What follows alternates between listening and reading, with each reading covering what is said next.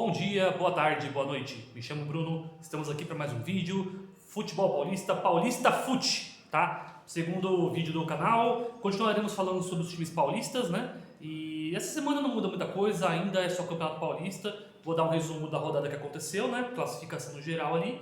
E falarei um pouco sobre a próxima rodada. Como eu disse nos outros vídeos, no outro vídeo, no primeiro, esse já será um vídeo mais rápido, tá? Porque o primeiro foi uma explicação do campeonato, de como seriam os vídeos. Aqui eu falarei mais ou menos o que aconteceu nos resultados, como está a classificação e um pouco sobre os jogos que eu assisti. Só vou comentar os que eu assisti, beleza? Então, já vamos assistindo aqui e vamos lá ver se vocês curtem. Começar pela rodada em si. A rodada terminou com esses placares. Se vocês conseguem ver aí, tá polida a luzinha. Ah, aqui ficou melhorzinho. Então vamos falar por cima assim para ficar fácil. São Bernardo 4-0 no Capivariano, Santos 2-1 no Novo Horizontino, Guarani 1-1 com Primavera, Portuguesa 0, Palmeiras 1, Corinthians 3, Ponte 0, Velo Clube 0, Botafogo 0, Noroeste 0, Red Bull Bragantino 1, Mirassol 3, São Paulo 0. Se não me engano, aqui eu estou sendo um chutômetro, tá? Do vídeo que eu falei dos placares lá, que eu achava, acredito que eu só errei um. O único que eu errei, acredito que tenha sido Santos e Novo Horizontino. Eu achei que o Novo Horizontino iria ganhar, ou no mínimo empatar esse jogo. O Santos mostrou força, eu disse que o Santos era um candidato, então não é uma surpresa em si. O Santos jogando em casa, ele foi com um time até razoavelmente titular, então mereceu o jogo lá e ganhou os 3 pontos. Na classificação, temos o São Bernardo em primeiro, Corinthians e Mirassol dividem a segunda posição com 3 gols de saldo em segundo, o Santos em terceiro e o Bragantino em quarto. Tá? Eles são os times que venceram na rodada. Os que perderam são Capivariano, Novo Horizontino, Portuguesa, Ponte Preta e o Noroeste e São Paulo, né? E 4 times de empate. Cara, aí um resumo rápido. Esse campeonato ele é um tiro curto, né? Muita coisa é decidida muito rápido. Então os times que perdem os jogos já brigam para não cair. Simples assim, tá? O campeonato ele é muito rápido. São 8 jogos, 4 em casa, 4 fora. E o fator casa pesa muito. A Portuguesa, que é o que eu tô torcendo mais aqui, perdeu pro Palmeiras. Então é um jogo que a gente já esperava.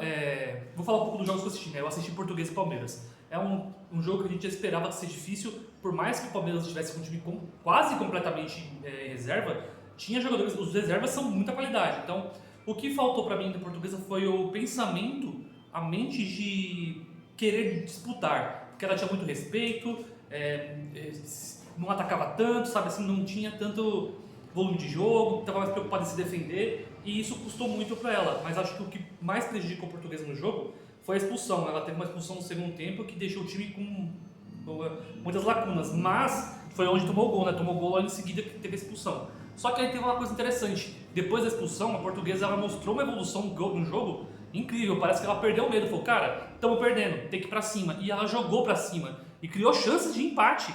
Podia ter feito gol, podia talvez ter virado o jogo. Mas eu vou dizer os destaques pra mim do Portuguesa, que eu gostei. O goleiro, nossa, o goleiro foi muito bem.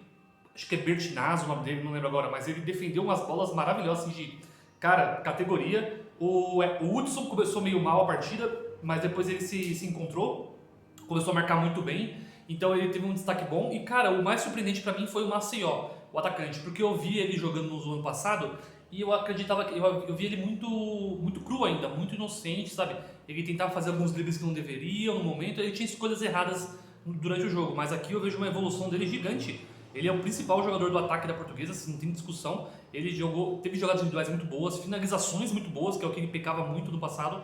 As finalizações dele foram muito boas.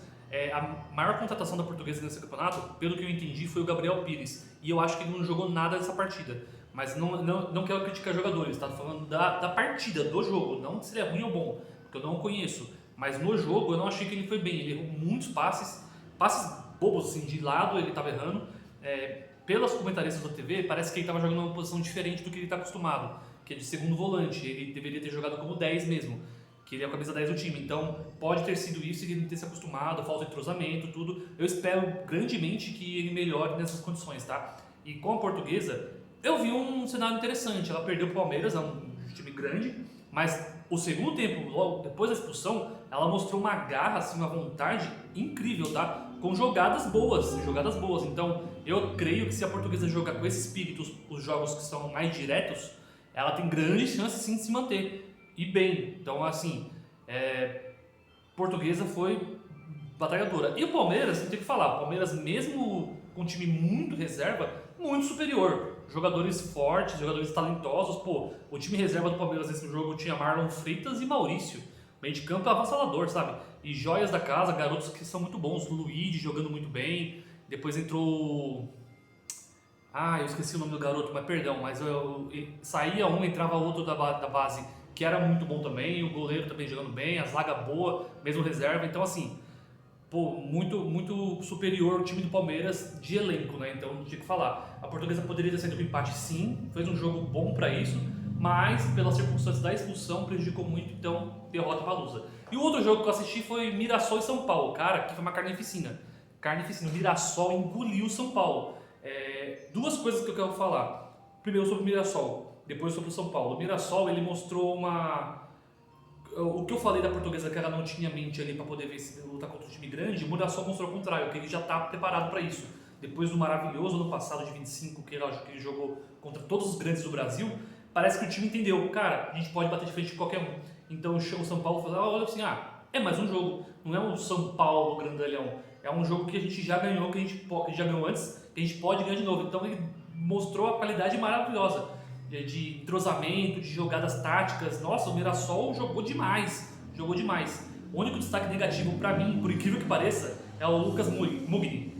Por que eu falo isso? Ele fez o primeiro gol na estreia dele, ele fez o primeiro gol do jogo, foi 3-0.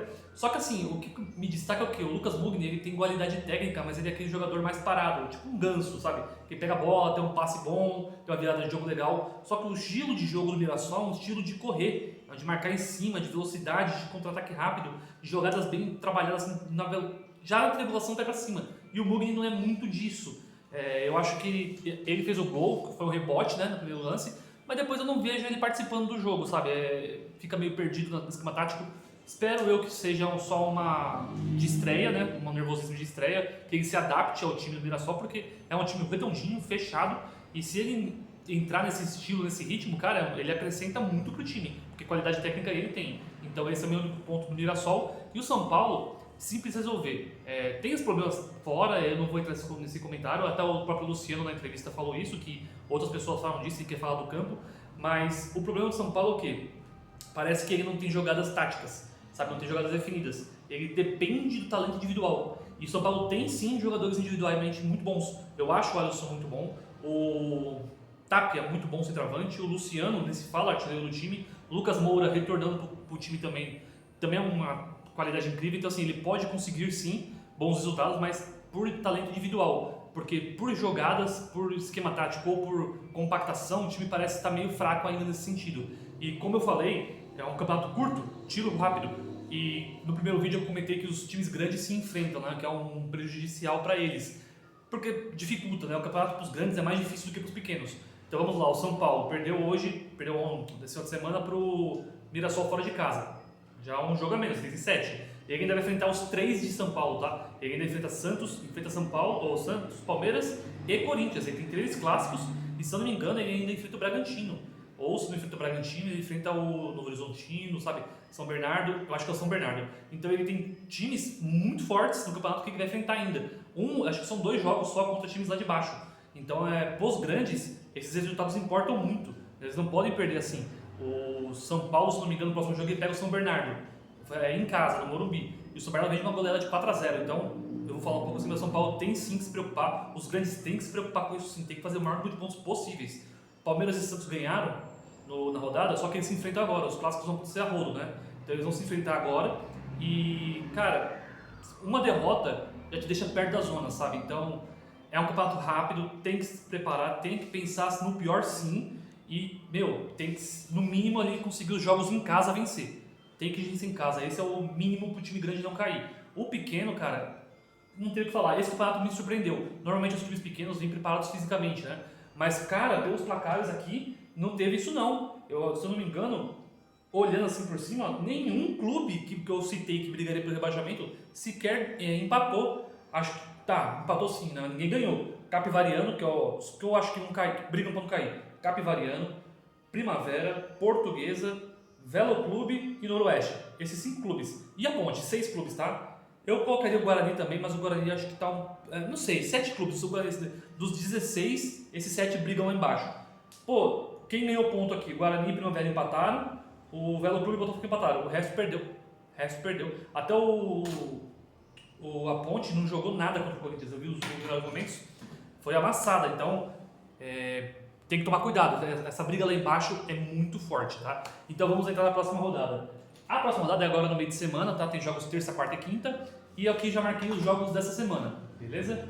Vou falar um pouco deles e vou falar o placar que eu acho, o placar não, quem eu acho que leva melhor ou empata nesses jogos, tá?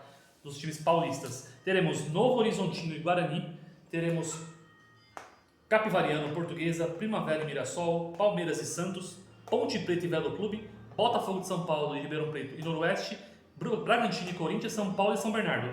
Vamos lá, primeiro jogo, Novo Horizontino e Guarani. Cara, aqui pra mim é muito Novo Horizontino, tá? Como eu disse, ele é um time de Série B, é um time forte, ele conseguiu fazer um gol na vida, tomou virada do Santos. Ele joga em casa e como já teve uma derrota, que eu falei, é um tiro curto, ele tem que ganhar. Então a pressão dele é muito grande, então o Novo Horizontino tem que já fazer o resultado em casa, mas pela qualidade de time, eu acho que o Novo Horizontino leva esse jogo.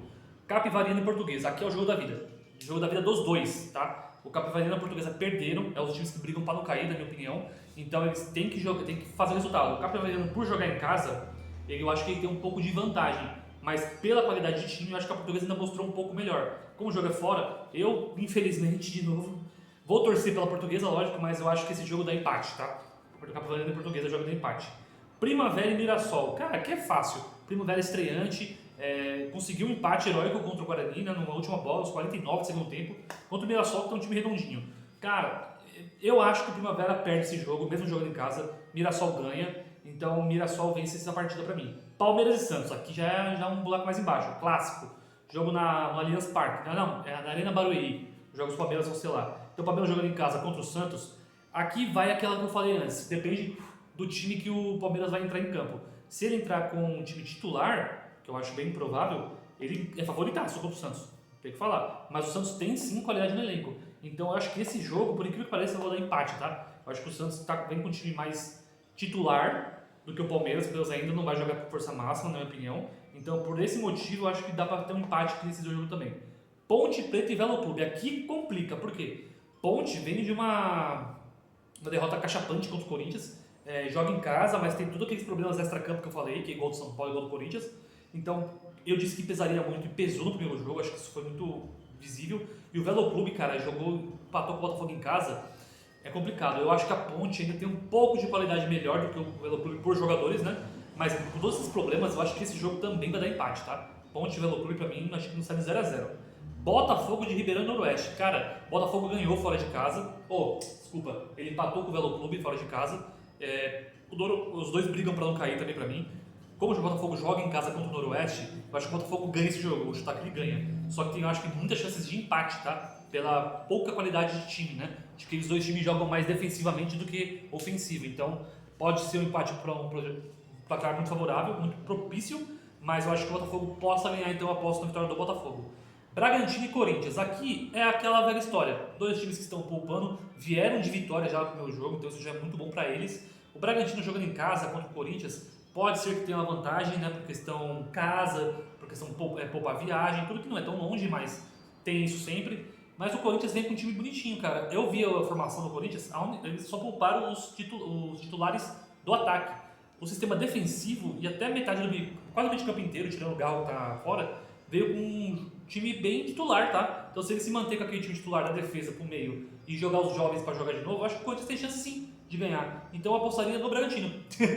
Eu acho que o Bragantino leva esse jogo em casa, por questão casa mesmo, acho que leva. Então o Bragantino ganha do Corinthians aqui. São Paulo e São Bernardo, aqui já pega, né? São Paulo vem de uma derrota, já é um a menos, tem que fazer esse resultado em casa, não tem o que fazer. Pega o São Bernardo que vem de uma goleada, 4-0, então o São Bernardo vem com moral. Contra o São Paulo, que tem que se ajeitar, tá bem difícil a situação. O elenco do São Paulo, questão qualidade de ser muito bom, então se jogar time titular, com qualidade que tem, Morumbi, cara, São Paulo é favorito. Mas o São Bernardo, ele vem com o time redondinho, buscando sim tirar ponto dos grandes e quem sabe é uma coisa maior, tá? Que eu já tinha citado ele como um candidato à classificação. Então, São Bernardo vem forte. Esse aqui é o mais complicado dos jogos para poder palpitar. Cara, que difícil. Eu apostaria no empate. Eu acho que o São Bernardo segura sim o São Paulo, ainda faz o gol, mas o São Paulo consegue empatar. Então, eu acho que São Paulo e São Bernardo vai empatar, tá? Vai ter muito empate essa rodada. por questões de confronto direto, né? Eles têm um confronto muito direto entre eles. Não, tem poucos jogos de um time muito forte contra o outro, como Mirassol e Primavera e Novo Horizonte e Guarani. São as maiores discrepâncias para mim. Os outros jogos são todos equiparados por qualidade, seja inferior, seja maior, né? Quanto maior ou menor diferença técnica, elas estão equiparadas nos confrontos. Então, muito empate e eu acho que continua. Só esses dois times aqui têm vantagem, né? Novo Horizontino e Mirassol acho que ganham. O resto aqui, por cima, é tudo empate e olhe lá. A não ser que seja aquele jogo de um golzinho aqui, 0 e já foi. Pessoal, essa aqui é a minha previsão para a próxima rodada. Essa semana teremos só Campeonato Paulista, ainda então nada de campeonato nacional ou internacional, tá? Então vamos acompanhando aqui e na sexta-feira eu trago de volta os resultados dessa rodada e com previsão para a próxima. Falei que esse vídeo ia ser mais rápido? Então eu vou ficando por aqui. Um beijo a todos. Valeu, tchau, tchau!